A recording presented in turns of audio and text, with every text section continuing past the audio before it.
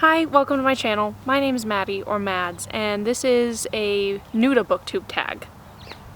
So, this is my first video on this channel. I had one back in 2020 and then COVID hit and I moved across the country and it was just not sustainable at that time period. So I, privated those videos and I stopped, but I've wanted to come back and do one. And I always feel like there should be like, a baseline video, a starting point, so you can see like what the person's book interests are before you follow them and whatever, until they're like established. And then at that point, once you like click on any of my videos, hopefully it'll be pretty easy to see, who I am from that. But until then, I wanted to have like a starting place. My problem is like, I know there are other tags out there, but a lot of them didn't have like the questions I felt like that fit with what my goal with making this video was, of like establishing what my taste in books was, or like how my reading happens, stuff like that. So I made one, and it's basically just like kind of like I wrote a Q&A for myself and then I titled it as a tag. So this isn't like I'm not going to tag anybody, I just called it a tag because that was easier. Starting with question number 1, what made you want to start this channel? And I kind of feel like everyone kind of has the same answers for this question, no matter who you are, is that like most of us want to start a channel because we want to connect with other readers. I read a lot. I come from a family of readers, but I read substantially more than them, just because I get kind of obsessive. I hyperfixate on it, and so I will like, finish a book every 2 days, and that's not, how some of them work. So yeah, connecting with other readers, but also to like keep like track of my reading and to have something to look back at and be able to see how my reading taste has evolved and how my life has changed and stuff like that. So that's my answer, is to connect with other people, to talk about books, and then also another form of tracking my reading. I have like 50 spreadsheets, and I use Goodreads and Storygraph and Fable and Bookmori, and and journals and stuff. I'm kind of obsessive, and so another medium to be obsessive with is always nice. Question number 2, what is your favorite genre? This one's super easy for me. It's fantasy. I read, I would say 75 to 80% of fantasy. It used to be predominantly YA fantasy, but I've been branching into adult more so, and not all of my favorite books, but most of my favorite books are all fantasy. I'm trying to like, branch out and try other genres, but I always come back to fantasy. Question number 3, what got you into reading? So I have kind of like 3 separate answers for this. The first one is like, I started reading when I was 4 because my mom had been reading the Chronicles of Narnia like bind up book to us, and then the font was really small, and she got to a part where I think it was in The Horse and His Boy where they described something. It's like, it was just, they described something smelling like feet or something like that, and she would just close the book and went, if you guys want to know how this ends, you can learn how to read. And so I did. So there's that one, and then the book series that I would like credit with making me a reader is the Guardians of Ga'Hoole series by Catherine Lasky. It's like a 15-17 book series, kind of focusing on, it's like the Owl Holocaust, and it's there's a lot of allegory in it, and it really just kind of shaped who I am as a reader. I hyperfixated on owls really heavily. It's like became a big part of my personality. Even my reading today is still very, very heavily influenced by the Guardians of Ga'Hoole series. And then I stopped reading around like high school because life was really stressful and I wasn't finding anything that I wanted to read. And when I started getting back into it, the book series that like the book that kind of like ignited me getting back into reading, I would say, was Caraval by Stephanie Garber. It was so transportive, it was trans something, and it just reminded me of how magical reading could be, which I hadn't been reading a lot of. Like before then, it was like a lot of like paranormal stuff, and that wasn't doing the same thing of like making me feel like I was in a completely different world. So even though I wouldn't consider that like my favorite now, it definitely was at the time, and it's really I credit it with getting me back into reading. Okay. It's a bee or fly or something, but it was very loud. It's a fly. Oh, it's 2 flies who want to be multiplied. I was gonna make another pun. I've got to stop with the pun. Question number 4 is, who or what got you into reading? So I had just finished Cinder by Marissa Meyer and had no one to talk to about it, and I had like a lot of thoughts and feelings. I really like loved that book, and I wanted to like immerse myself in the world until I could have like the second book, and I kept trying to find things, and I went to YouTube and I just searched Cinder by Marissa Meyer, and I put it in the search bar, hoping like maybe there'd be like fan-made book trailers or something to like, you know, keep that like energy going, and I found Sasha Alsberg's review for it. And up until that point, I had thought that book reviewers were just like people who got paid to do it for the New York Times, and then everyone else just read books and moved on with their life. And so to find an entire community of people who just like genuinely loved books and loved talking about them was really crazy for me. I binged like, there's something on my nose. I binged all of her videos, and then they suggested like all the other like base booktubers at that time, so like Jessie the Reader and Pulling Bananas Books and Catty-tastic and Tashopolis, and I just like watched all their videos. And so yeah. Question number 5 is preferred series length. So I put this question in here even though I'm incredibly indecisive when it comes to this, because I think it varies depending on the series. So I really love longer series. I love like 4 books and up. However, I don't think most books have enough plot to justify carrying on for that long. So despite the fact that I love when series are that long, I don't feel like most should be. So I would say like I'm happiest with a trilogy as long as the second book isn't just them creating conflict to like have enough space for those. But yeah, so my happy place for trilogies. I'm not the only ones that like I'm not the biggest fan of are standalones, because a lot of times I feel like either it's the book has to be too long to fit in everything that you need to, or the plot is rushed. There's some standalones that are just like fantastic and I love them, but like that's the one that I connect with the least out of them. I think I answered that. Question number 6 is, what is your favorite book? So my answer for this, despite all of my indecision, this one's actually easy.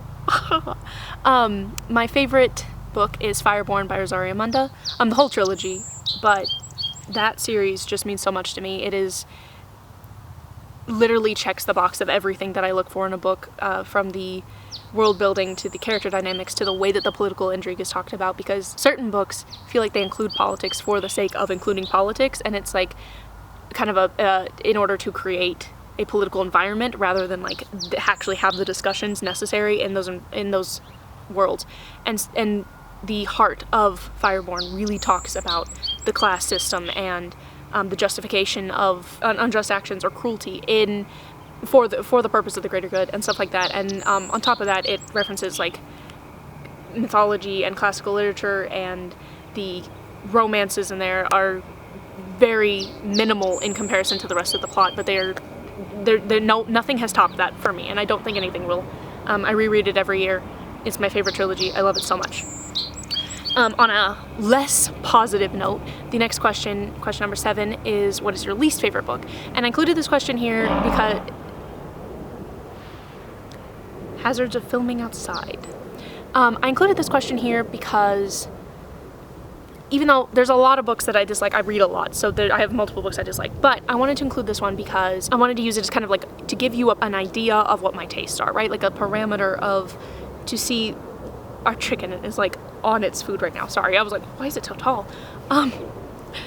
Woman discovers step stools. Anyway, to give you kind of an idea. So like, if you hear me list my issues with this, then in the future when I'm saying I have an issue with a book, you could go, okay, but I really like the other book that she disliked for the same reasons that she disliked them, I liked it, so maybe this is a good option for me. So that's why I'm including this here. And the answer that I have for this is Red Rising by Pierce Brown. So many of my friends love this book. So many people I respect love this book. I'm not gonna like disqualify your opinion if you love this book. I see why people love this book. I don't think it's bad. How many times can I say this book in 5 seconds? It kind of missed the mark on every single aspect to me. I went into it with pretty high expectations. 1, because I know so many people that love it, and 2, because I genuinely was drawn in by the aspects that everyone says that they love, and they personally missed the mark for me, from the writing style to the world building to the character motivations, to how women are written, which may get better as the series goes on. I don't know. People keep telling me that I should carry on with the series, but I disliked book 1 so much that I don't think that would necessarily be a good idea for me. I don't want to revisit the world, and I'm pretty content on leaving that one there. But yeah, so I would consider that my least favorite book. That's my answer. Question number 8 is, who are some of your favorite booktubers? And I wrote some of them down from the top of my head because I'm a little distracted, as you can probably tell. And I watch booktube all the time. I have so many booktubers I love. There's booktubers that even if they don't upload often anymore, I still go revisit their old videos. So like, there's so many answers for this, but the answers that I have written here are Peruse Project, Fictional Fates, Ed and Jonas, Michael Kist, Thoughts on Tomes, Jessie the Reader, and Leora Eileen. I love all of them so much. I love the vibes of their videos. I love their recommendations. I love the creativity that they bring to booktube, the different ways that they interact with their reading, all of them. They're fantastic. Question number 9 is TBRs, yes or no? And for me, this is a pretty like heavy yes, but there is actually also a situational yes, because 90% of my reading happens from the library. I use Libby more than I use anything else. That's an airplane. I use Libby very often.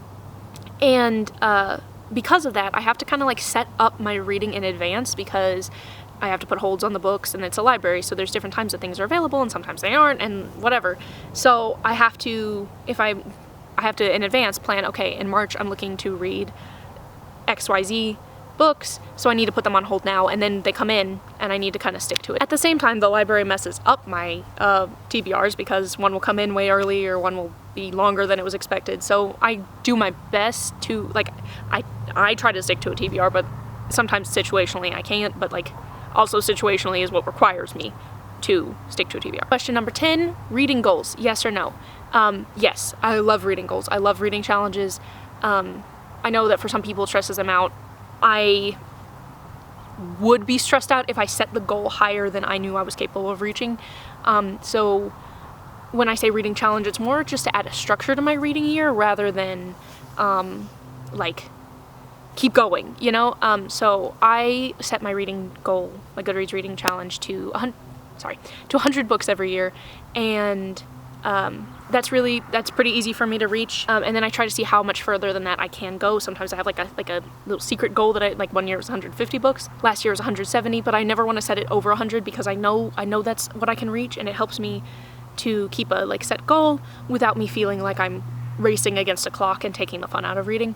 I also I'm trying to make sure I read at least 10 books every month. That's just where I'm happy, but sometimes I can read 20 books one month and 3 another, and that just happens. So yeah, I love reading goals. The final question is question number 11, and it's list a few books that you feel like explain your taste. And there's so many cars. Would you believe me if I said that I didn't live in a bustling city at the moment? Anyway, list a few books that you feel like describe your taste, and I had to narrow this down very heavily, because there are so many books that could work for this question, so many books that I love, so many books that have shaped who I am as a person. To narrow it down, Fireborn by Rosaria Munda, A River Enchanted by Rebecca Ross. Divine Rivals would work for this too, but A River Enchanted is just kind of superior to me. I love both of them, but A River Enchanted is pretty much flawless. After that, The Final Strife by Sarah Al-Rifi, One Dark Window by Rachel Gillig, Dark of the West by Joanna Hathaway, The Warm Hands of Ghosts and The Bear and the Nightingale by Catherine Arden. Those are two like 5-star transformative, life-changing books for me. I love them both so much. I need to carry on with the Winter Night trilogy. Not the greatest at carrying on a series, so that's something I need to work on this year. But both of those books, just absolutely life-changing. Don't Cry for Me by Daniel Black, ironically is one of the few books that has made me sob. Last of the Talons by Sophie Kim, A Sorcery of Thorns by Margaret Rogerson, and An Ember in the Ashes by Saba Tahir. And again, that is narrowing it down really, that's limiting it. There's a lot that I could have included, but hopefully that helped give you a little bit of an idea of the kinds of books that I like, the type of fantasy that I'm drawn towards, with the atmosphere and the character dynamics and discussions of morality and stuff like that. Yeah, okay, so this has been my first video. This was probably I don't think I'm exaggerating to say this was my 7th time trying to film this, and I think this one worked. My goal is to post 2 times a week. Some weeks I may post a little bit more. There may be a week where I don't get the second video up, but my goal is to at least do 2 a week. And then the type of content you can expect from me, I'm planning, we're gonna get this out here. I'm planning on doing TBRs, wrap-ups, book recommendation videos, reviews, reading vlogs. I'm really excited for this channel. Thank you for watching if you made it this far, and yeah. I don't know how to end this. Someday I'm gonna be able to figure out how to end a video, and start a video, and it's gonna be really impressive when I get there. But at the moment, I'm struggling with it a little bit. So just pretend that there was a really good outro.